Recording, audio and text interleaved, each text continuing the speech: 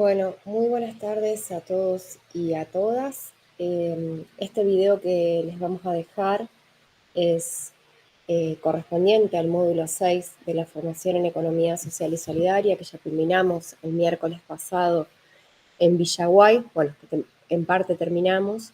Nos había quedado pendiente dejarles algunas herramientas más en torno a lo que habíamos planificado y que ustedes pueden ver en el programa en torno, bueno, justamente a la planificación y al proceso de institucionalización de la economía social y solidaria, y si bien hay algunos puntos que no vamos a llegar a trabajar, como el tema de la elaboración de un plan, así como el tema de la sistematización de las experiencias en economía social y solidaria, sí nos parecía importante, sobre todo a la luz de que, no sé si ustedes se acuerdan, pero nosotros habíamos planificado dos instancias de trabajo con ustedes. Por un lado, esa instancia que tenía que ver con la participación, que aquellas personas que culminaban con todas las actividades que les íbamos proponiendo de los distintos módulos, les íbamos a entregar un certificado de participación. Y aquellas personas que deseaban profundizar en la formación y demás, les íbamos a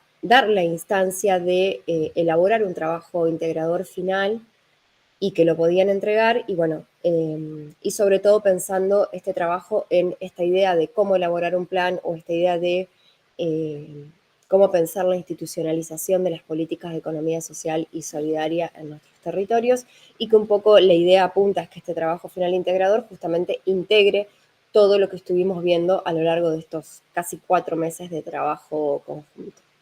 En ese sentido, lo que yo traje acá para presentarles son unos apuntes y en realidad es como un refuerzo en torno a lo que ya iniciamos con la doctora Catalina Bressan en el encuentro presencial que tuvimos en Villaguay. Y la idea es que con esta presentación y con que se las vamos a dejar colgada en el campus y con el video puedan cerrar y tener algunas herramientas más en torno a seguir pensando en las políticas de economía social y solidaria y su trabajo en los territorios. Antes de eso, a mí me gustaría, y también porque me parece importante, a modo de cierre, hacer como un repaso de qué es lo que estuvimos trabajando en estos 12 encuentros. Yo ahora voy a dejar de ver la pantalla porque les voy a mostrar la presentación que armamos para este módulo.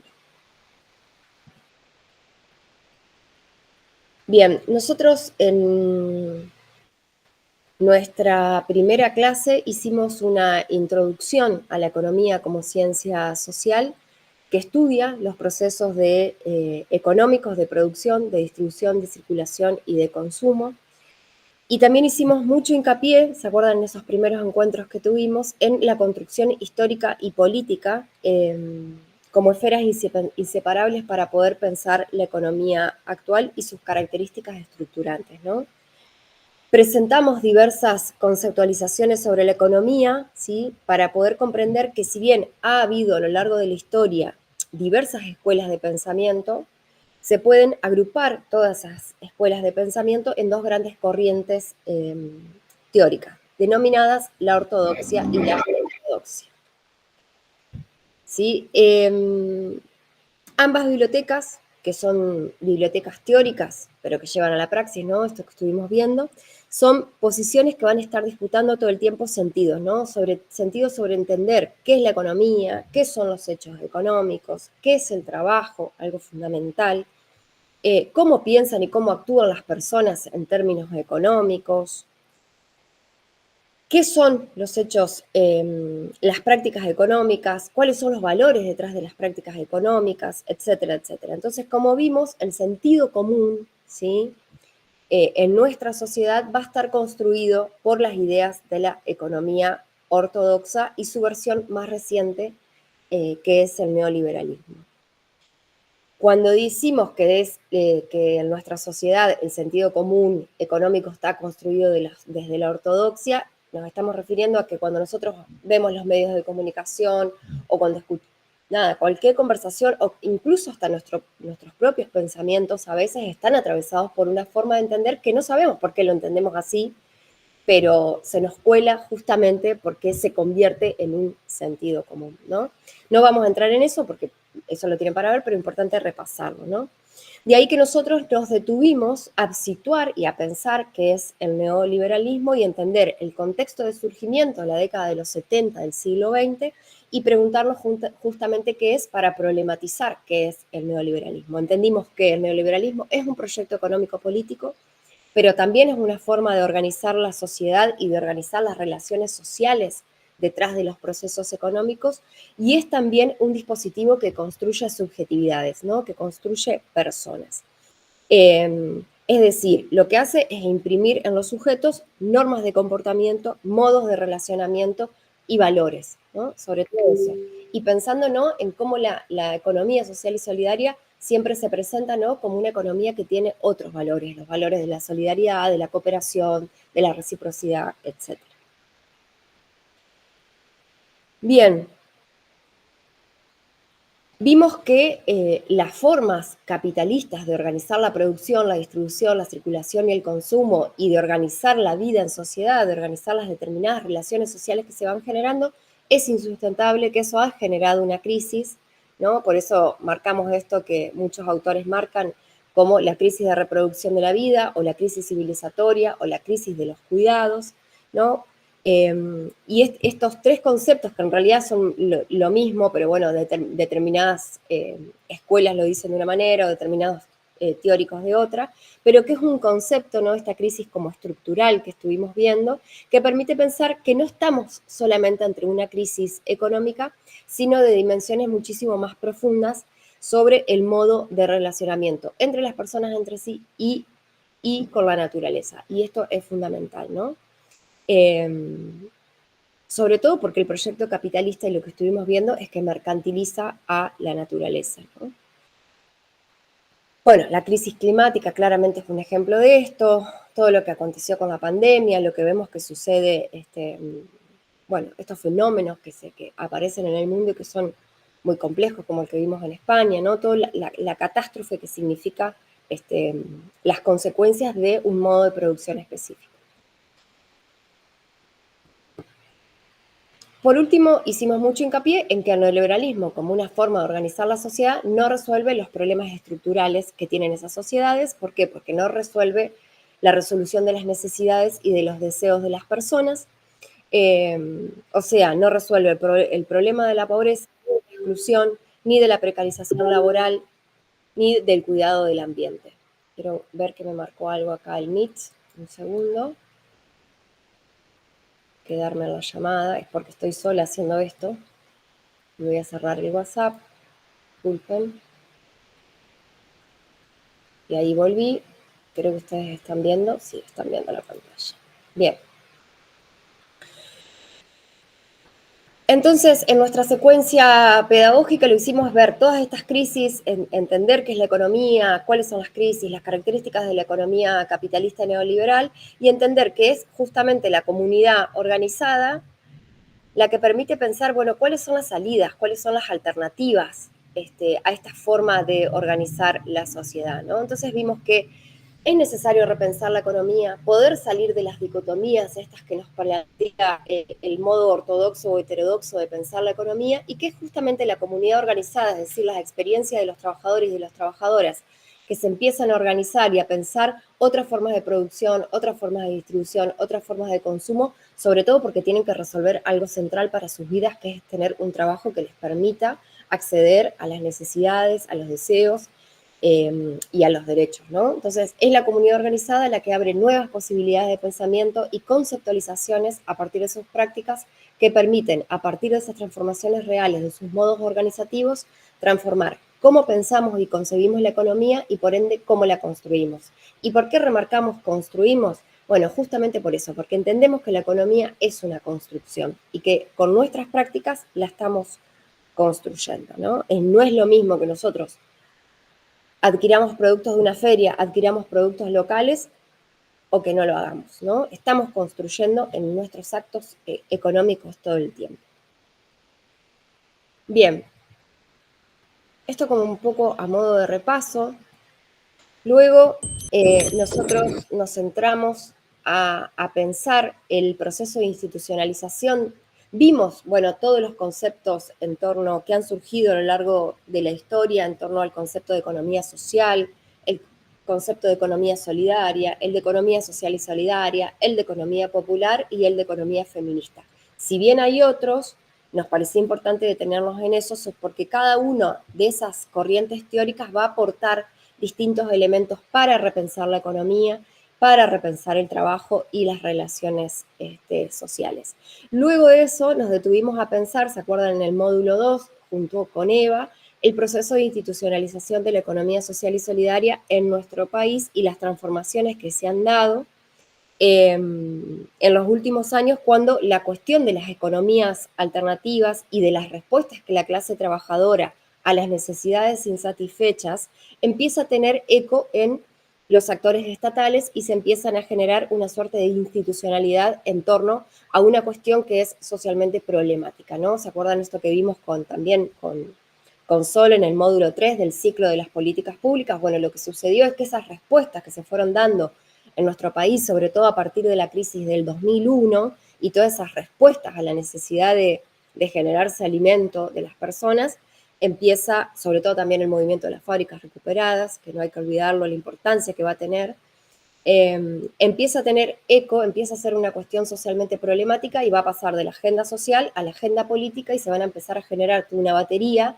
de instrumentos, de políticas, de programas y de planes en torno a generar acciones en torno a la economía social y solidaria. O sea, lo que va a suceder es que el Estado va a empezar a tomar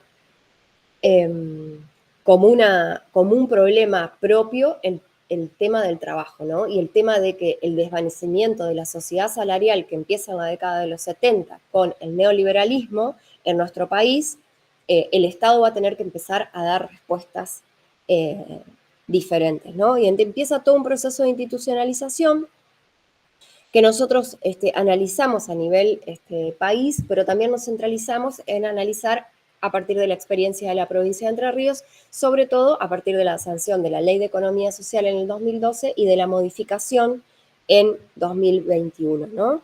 Que es una modificación que amplía y que transforma incluso la forma de pensar que tenían los actores y que tenemos también desde el campo teórico de pensar qué es la economía social y solidaria, ¿no?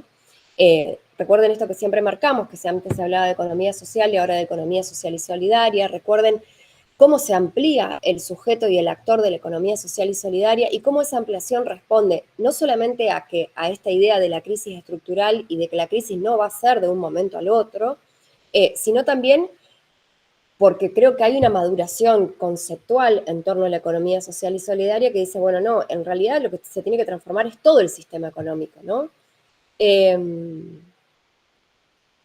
Entonces, lo que quedó explícito cuando analizamos esos dos cuerpos normativos es que el universo trabajar desde la economía social y solidaria es súper amplio y que está en constante crecimiento, porque justamente lo que se pretende, más allá de las variables socioeconómicas de los sujetos, es decir, si están en vulnerabilidad social o no, es que cada vez más personas se relacionen y construyan actos económicos desde la solidaridad, ¿no? Algo que siempre Coragio lo remarca.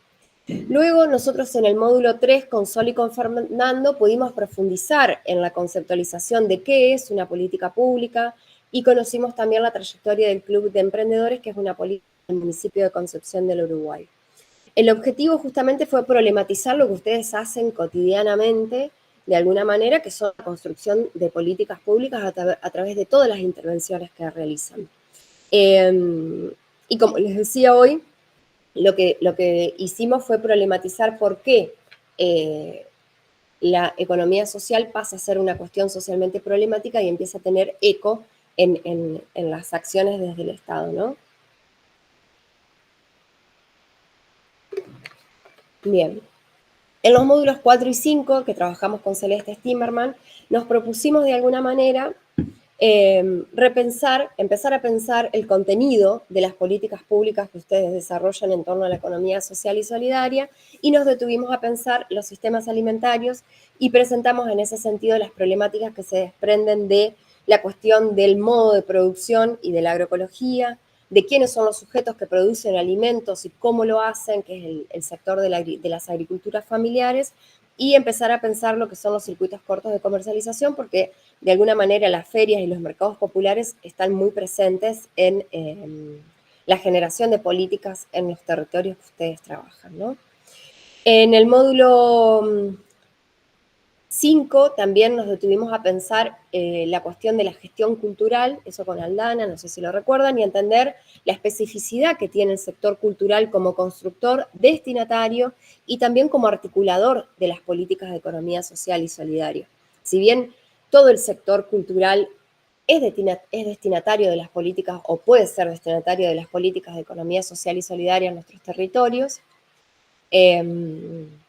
también tenemos que pensar que el sector cultural ayuda muchísimo, sobre todo por el carácter simbólico que tiene la acción artística y la acción cultural para la construcción de nuevos sentidos comunes en torno a la economía. Para terminar, el módulo 5 repasamos la cuestión de género como perspectiva transversal para pensar la economía social y solidaria y sobre todo para pensar los proyectos y las intervenciones en el territorio en clave de género y economía social y solidaria. Sobre todo viendo cómo los feminismos arrojaban luz a repensar qué es el trabajo, esto que repasamos en torno al trabajo reproductivo y al trabajo de cuidados, y cómo las tareas reproductivas son un trabajo históricamente invisibilizado, realizado por las mujeres, y cómo es necesario que también lo tengamos en cuenta cuando generamos intervenciones públicas desde la economía social y solidaria.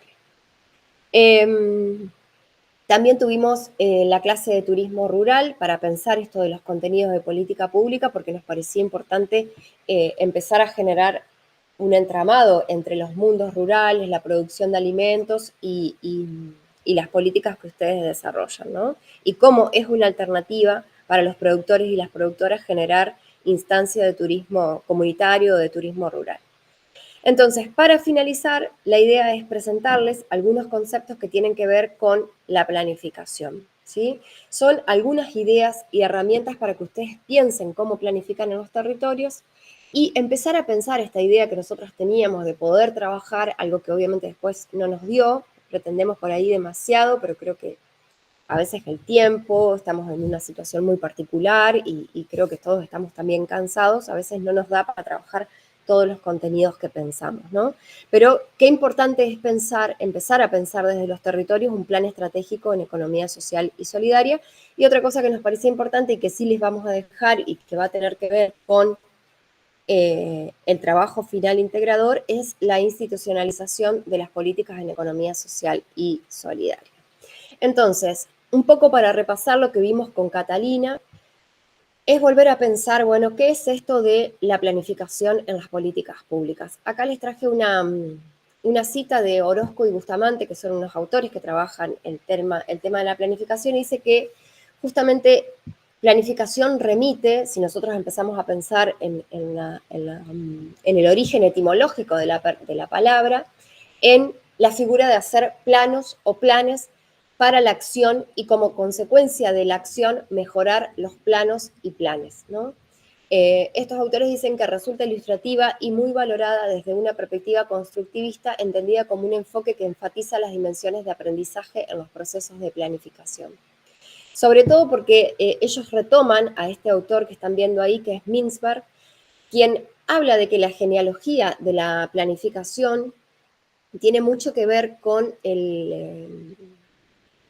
una palabra de origen que tiene una raíz latina que es planus, ¿no? Entonces las actividades de planificación tienen que ver con hacer planes y también con la cartográfica de hacer planos, ¿no? Y en francés la palabra plan se usa indistintamente, de hecho, en ambos sentidos, ¿no? Planes, planos. Desde su origen, dice, los fuertes imaginarios de la modernidad, conquista, ciencia, progreso, descubrimiento, probablemente hayan definido o connotado los supuestos valorativos y las prácticas de planificación, ¿no? Entonces, qué importante este paralelismo que podemos transar entre la idea de hacer planes y hacer planos, ¿no? En los planos estamos construyendo el territorio y cuando hacemos planes estamos construyendo los territorios desde una intencionalidad manifiesta o acordada o decidida.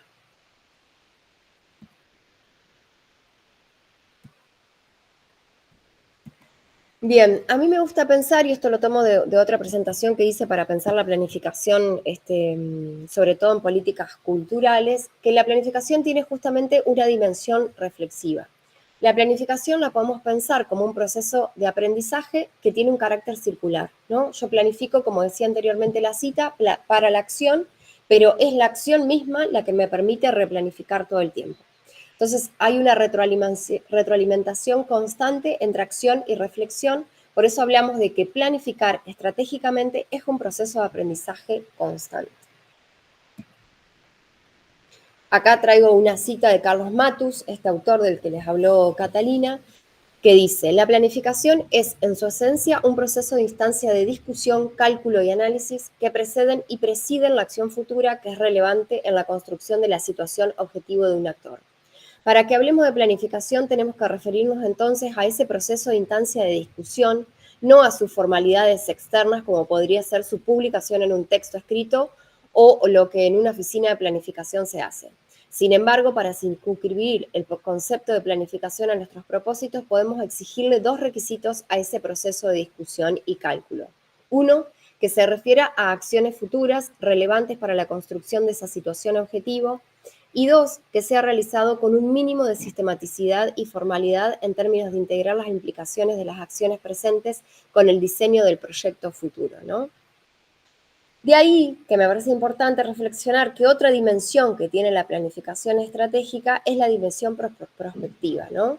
Esta idea de que nosotros estamos planificando porque justamente queremos incidir y porque proyectamos transformar la realidad a futuro, ¿no? Buscamos cambiar y construir un futuro que sea deseable. Y esto me parece súper importante, ¿no? Pensándolo en términos de economía social y solidaria. Queremos transformar la realidad porque claramente vemos que tiene muchísimas características negativas esa realidad y lo hacemos planificando un futuro deseable, querible por todos y para todos, ¿no? Y eso me parece sumamente importante tenerlo en cuenta cuando realizamos esta acción de planificar, ¿no? De trazarnos objetivos, de trazarnos misiones, visiones a futuro en lo que nosotros queremos hacer en nuestros territorios. Si vamos a otro tipo de conceptualizaciones, planificar significa actuar de una forma organizada, ¿no? La planificación es un proceso sistematizado, coherente, que parte del análisis de la situación para, tras evaluar esa situación, formular y decidir sobre el sentido y la dirección de las acciones. Tiene como objetivo la consecución de unos fines, o sea, de unos objetivos, y reducir y acotar la incertidumbre, ¿no? De alguna manera lo que estamos buscando es tener ciertas certidumbres en torno a ese futuro deseable que queremos construir. El modelo de planificación y de intervención que nosotros proponemos y que promovemos justamente para el desarrollo de la acción local en economía social y solidaria es el modelo que, como dijo Cata en Villaguay, tiene que ser participativo, tiene que ser intersectorial, tiene que ser interdisciplinar, tiene que ser estratégico y orientado a la acción tanto a corto como a medio y como a largo plazo, ¿no? Esto es un poco, bueno, un ideal que nos planteamos, pero que nos parece importante considerarlo, más allá de que sabemos que después llevarlo a la práctica es muy difícil, pero bueno, creemos que es lo necesario en torno a la ESIS. Bien, un poco para profundizar, a mí me pareció interesante trazar como un paralelismo entre las preguntas que se hace todo periodista para construir una noticia, que siempre lo utilizamos como estrategia. Bueno, no solamente los periodistas o los comunicadores lo utilizamos para construir las noticias, sino también cuando queremos llevar adelante un proyecto, ustedes saben que lo más importante es hacernos y responder estas preguntas, ¿no? Entonces, la idea es que pensemos la planificación en torno a la pregunta por el para qué, el por qué, con quiénes planificamos, cómo planificamos y con qué planificamos. Entonces, un poco en respuesta a la idea de para qué planificamos, traje esta secuencia que tiene que ver con pensar el para qué y que en realidad dice, bueno, una de las primeras funciones administrativas que obliga a todas las demás es justamente la planificación, ¿no? Entonces se planifica justamente para hacer un uso más racional de los recursos existentes o potenciales, planificamos para solucionar problemas, planificamos para la consecución de los objetivos y las metas organizacionales que nos hayamos trazados, trazado, y también planificamos para, justamente como decía anteriormente, disminuir la incertidumbre en la toma de decisiones gerenciales.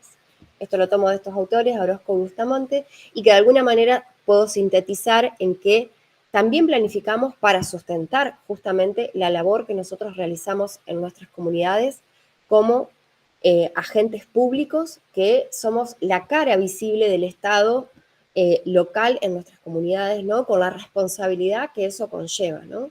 Y que me parece importante remarcar. Qué importante es que podamos defender nuestro trabajo en el Estado y la importancia de un Estado presente en los territorios. Bueno, ¿por qué planificamos? ¿No? Planificamos porque, y esto es importante en clave de economía social y solidaria, porque gestionamos el derecho a trabajar y reproducir la vida de las personas, ¿no? Pensemos en el módulo 1, en el módulo 2, todo lo que estuvimos viendo de las crisis de trabajo, la problemática de encontrar un sustento para poder vivir en la actualidad. Bueno, nosotros estamos gestionando justamente eso, ¿no? El derecho al trabajo, que implica otra cantidad también de derechos, el derecho a alimentarnos, el derecho a vivir en condiciones dignas, etcétera, etcétera, ¿no? Entonces siempre tenemos que entender que nosotros tenemos que planificar porque trabajamos desde una perspectiva de derechos. Y bueno, y porque justamente nuestras acciones construyen políticas, y esas políticas en nuestras sociedades deben estar orientadas a la inclusión social y a la transformación social de las desigualdades y las exclusiones estructurales. De alguna manera, si tenemos que sintetizar el por qué, diríamos que planificamos porque tomamos decisiones que pueden cambiar la vida a las personas. Bien, ¿con quiénes planificamos?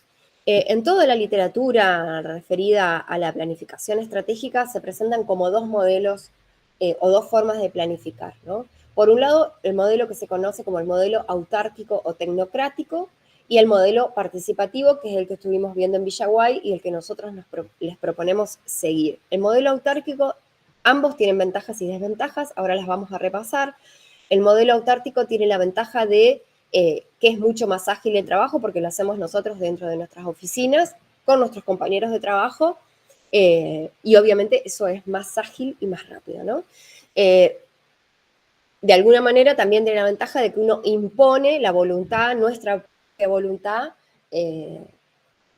porque somos quienes elaboramos este plan. Tiene la desventaja de que se puede realizar a partir de ciertos desconocimientos de aspectos cualitativos importantes, sobre todo porque no tenemos la mirada de otros actores, sino porque no enriquecemos nuestra mirada a partir de lo que otros piensan y hacen. Tiene la desventaja de generar justamente por eso una escasa transmisión de información.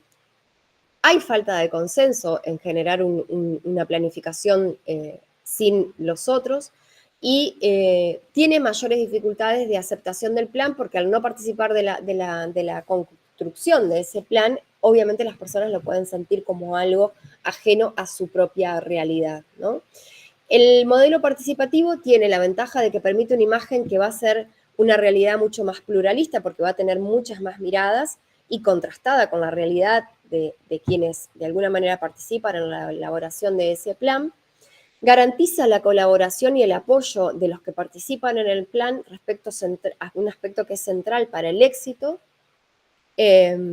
porque obviamente quien se siente parte del proceso lo va a criticar seguramente muchísimo menos, y tiene obviamente la desventaja de que lleva muchísimo mayor esfuerzo en la elaboración, no solamente en tiempo, sino también en recursos, ¿no? Pensemos que realizar una planificación, por ejemplo, si queremos realizar una planificación estratégica en economía social y solidaria, obviamente que lo primero que tenemos que hacer es el mapeo de actores, en el cual insistimos un montón nosotros en la formación. ¿Por qué? Porque tengo que mapear, bueno, con quiénes quiero, por ejemplo, empezar un proceso de planificación estratégica del desarrollo de la economía social y solidaria en mi territorio, ¿no? Pero que obviamente todas las dinámicas y todos los procesos participativos van a llevar muchísimo más tiempo, muchísimo más recursos y muchísimo más trabajo que si lo hacemos nosotros solos en nuestras oficinas. Entonces la pregunta es por el quiénes y el cómo van de alguna manera de la mano.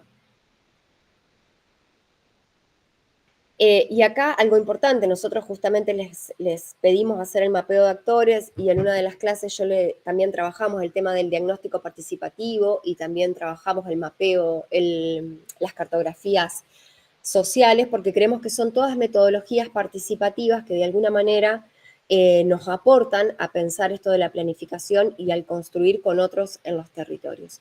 ¿Por qué? Porque justamente nos parece importante entender que la participación ciudadana en la construcción de las políticas públicas es fundamental para las democracias que estamos construyendo. Fíjense esto que les traje acá, que tomo de algunos autores, que dice, entender que la participación es toda estrategia orientada a promover o potenciar la incidencia e implicación de la ciudadanía en las políticas públicas. Y que es importante recordar que no es una opción, sino que es una característica de las democracias avanzadas, ¿no? Esta idea de pensar, y creo que Cata también lo dijo, de que la democracia en nuestras sociedades no se construye solamente yendo a votar cada 2 o cada 4 años, sino que democratizar una sociedad y potenciar las democracias en nuestras sociedades tiene que ver con que generemos instancias de participación ciudadana y de empoderamiento de las políticas públicas y de la importancia de lo común o de los bienes comunes que tenemos como sociedad. La educación, la salud, el trabajo y las políticas que de eso se llevan. Una manera de fortalecer también el rol del Estado como garante de los bienes comunes de una sociedad es justamente generar instancias de participación en la construcción de las políticas públicas.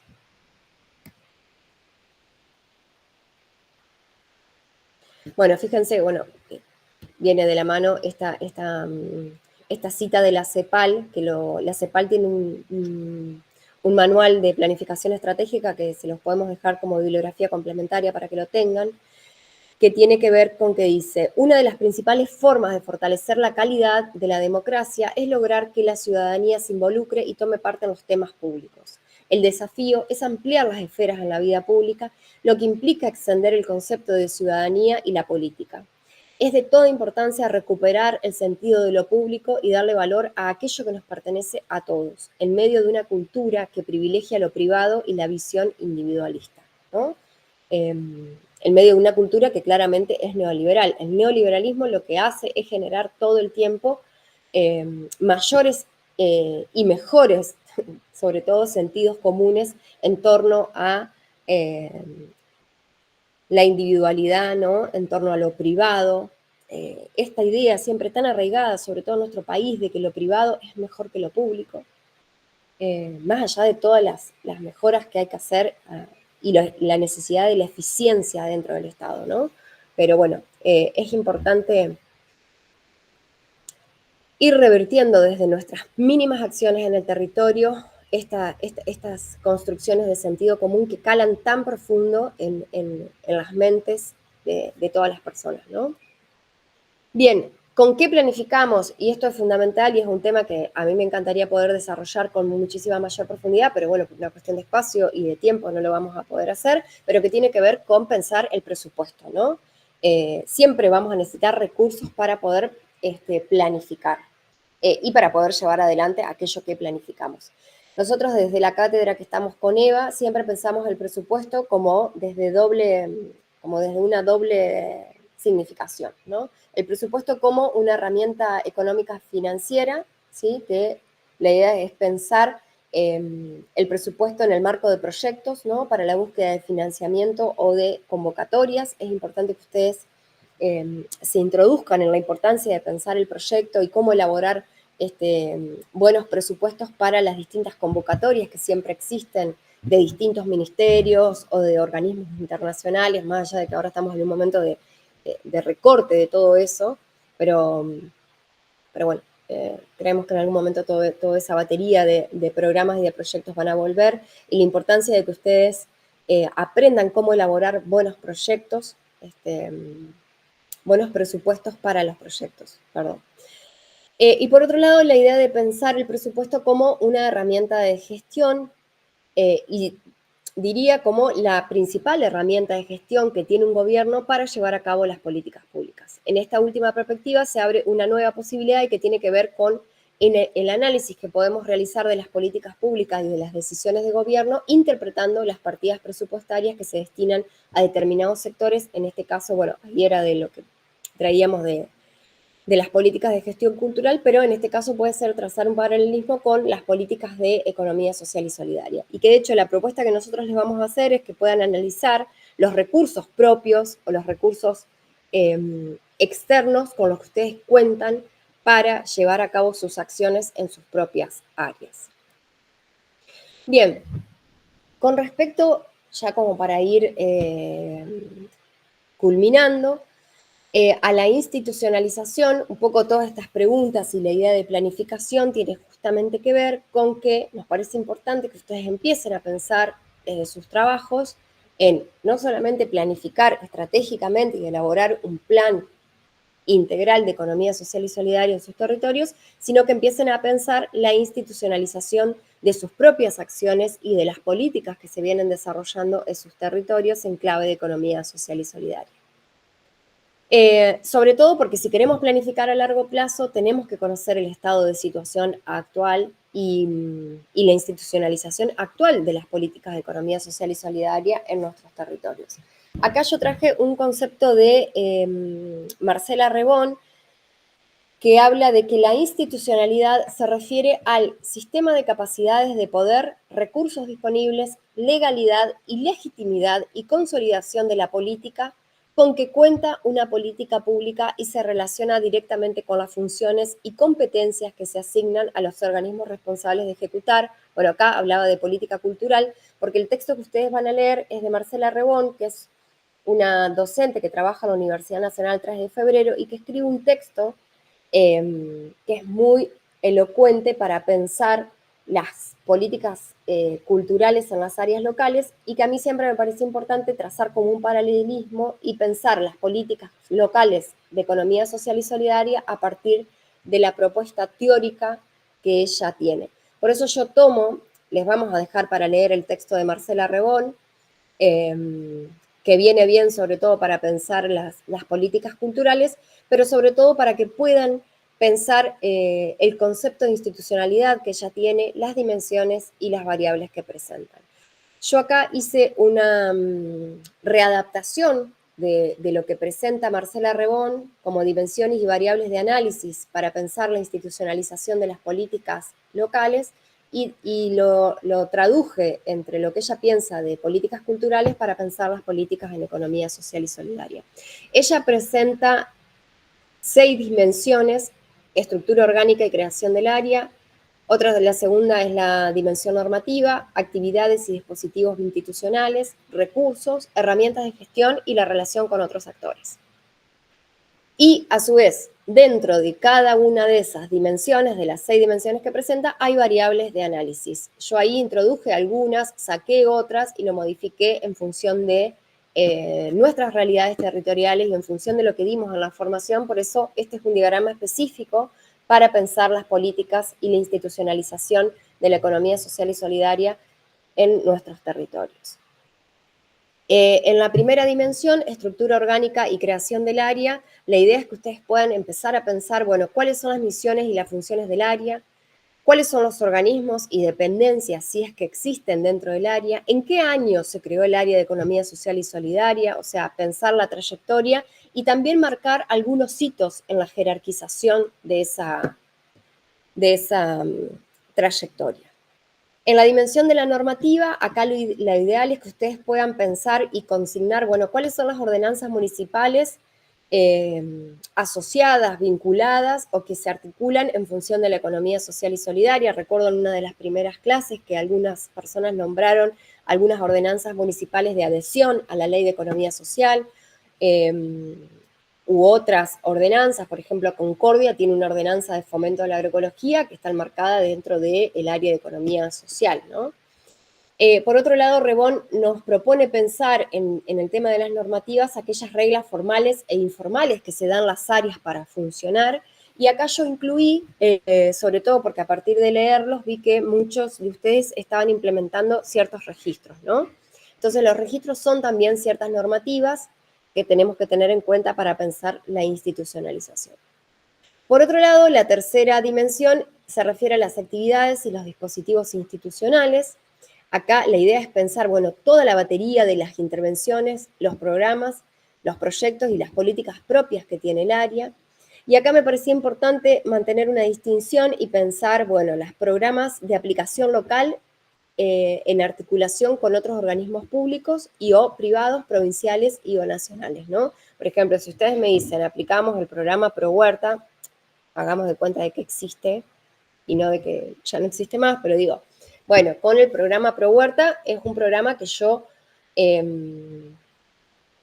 lo aplico a nivel territorial, pero los recursos vienen de nación, ¿no? Si yo hago entrega de semillas en mi territorio. Ahora, si yo tengo un programa de microcrédito a nivel local con fondos propios del área, bueno, esa es una política propia, genuina del municipio, ¿no? El Club de Emprendedores es una política específica en economía social y solidaria del municipio de Concepción del Uruguay. Pero a su vez, en el marco del Club de Emprendedores, llevaron a cabo el proyecto, no sé, Manos a la Obra con fondos nacionales. Entonces, que podamos distinguir eso, sobre todo para entender cuál es nuestra oferta o nuestra batería de intervenciones y de políticas públicas locales y cuáles las realizamos con organismos provinciales y cuáles con organismos nacionales. Tener ese panorama claro me parece que nos va a poder ayudar a decir, bueno, acá puedo profundizar, acá no puedo profundizar porque se recortó todo lo que venía del programa provincial, acá del nacional, bueno, y etcétera. No sé si se entiende, igualmente vamos a quedar en comunicación por las dudas haya que profundizar. Igual cuando lean el texto de Rebón se van a dar cuenta de esto. El tema de los recursos. Acá la autora lo que propone es analizar todos los tipos de recursos que existen y que tienen las áreas, ¿no? Los recursos financieros, o sea, es decir, los aportes del municipio, los aportes de provincia y también los de nación. Acá esto va a tener mucho que ver con la construcción que hagamos en el ítem anterior.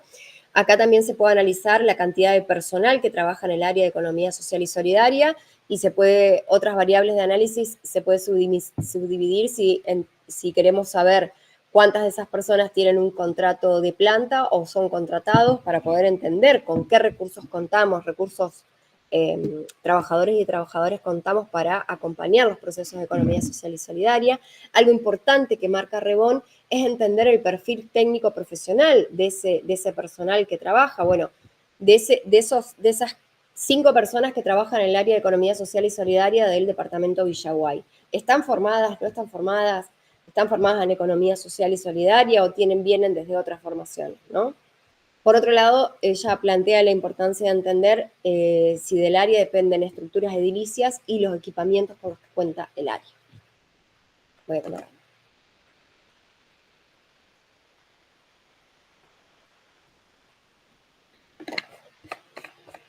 La quinta dimensión es herramientas de gestión.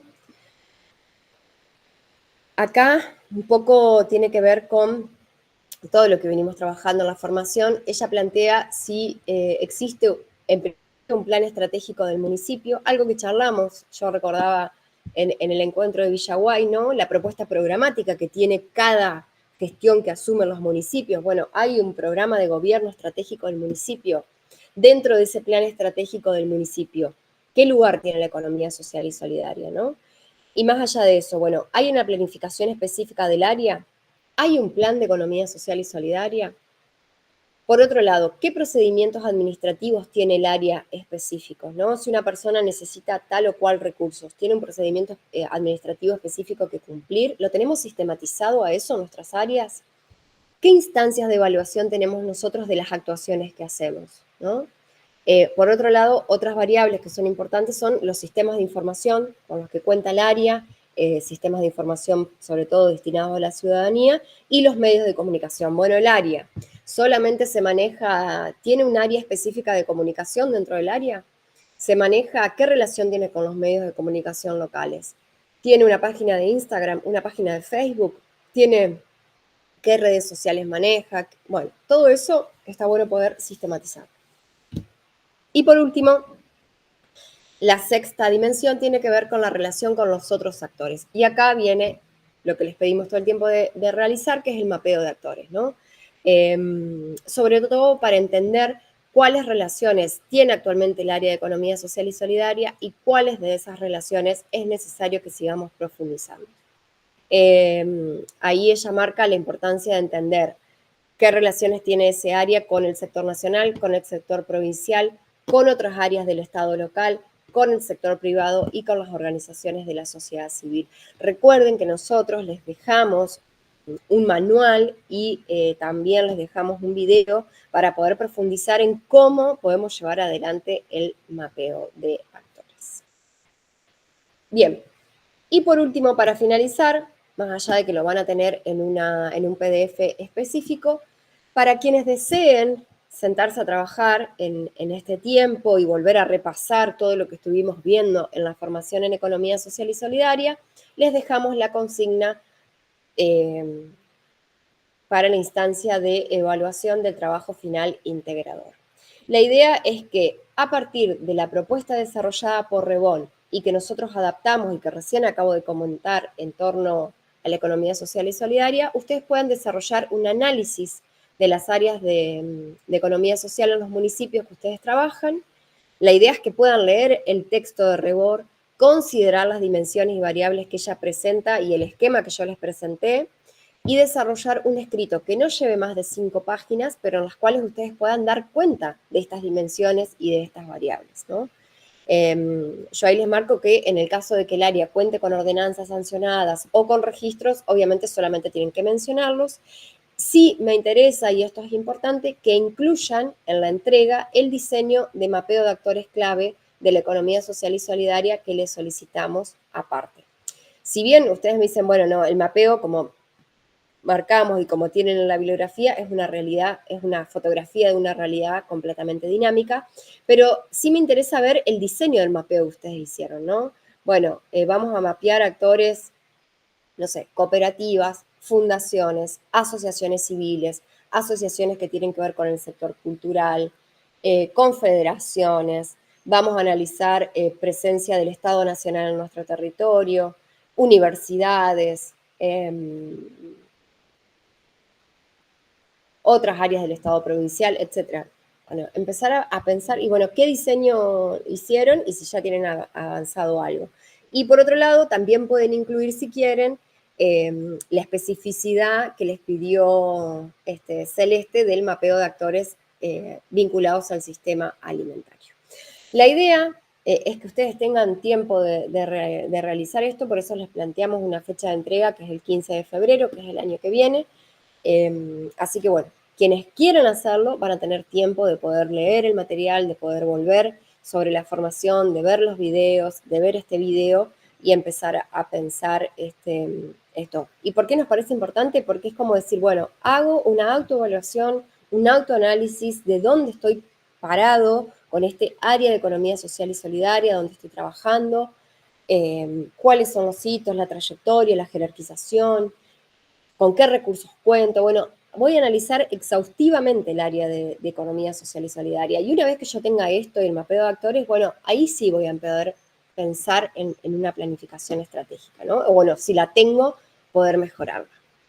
Bueno, voy a dejar de compartir la pantalla. Ya estaría terminando. Yo espero que esta grabación haya salido bien, porque, bueno, la hice sola acá en mi casa. Y sin nadie, así que bueno, me despido, quedamos a disposición vía campus. Recuerden que ustedes tienen el grupo de WhatsApp donde está Sol y donde está Mica. Cualquier cosa les pueden pedir mi teléfono y comunicarse conmigo si tienen alguna duda o alguna consulta específica.